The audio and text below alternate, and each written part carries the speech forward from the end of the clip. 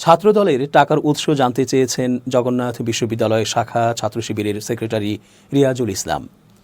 জবি ছাত্র শিবিরের সেক্রেটারি নিজ দলের টাকার উৎস জানিয়ে ছাত্রদলের কাছে পাল্টা প্রশ্ন রেখে নিজের ফেসবুক আইডিতে একটি পোস্ট দিয়েছেন। ওই পোস্টে রিয়াজুল লেখেন, ছাত্রদলের টাকার উৎস কি?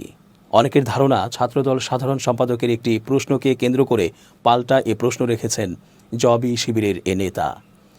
বাংলাদেশ ইসলামী ছাত্র শিবিরের টাকার উৎস নিয়ে প্রশ্ন তুলেছেন বাংলাদেশ জাতীয়তাবাদী ছাত্রদলের সাধারণ সম্পাদক নাসির উদ্দিন।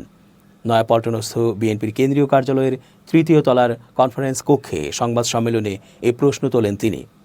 ছাত্রদল সম্পাদক বলেন, আমরা গণমাধ্যমে ছাত্র শিবিরের সেক্রেটারিকে বলতে শুনেছি তারা প্রতিদিন গণ ইফতার কর্মসূচিতে ৩ লাখ টাকা ব্যয় করছেন। আমাদের প্রশ্ন হচ্ছে, তারা এত টাকা কিভাবে উপার্জন করছেন?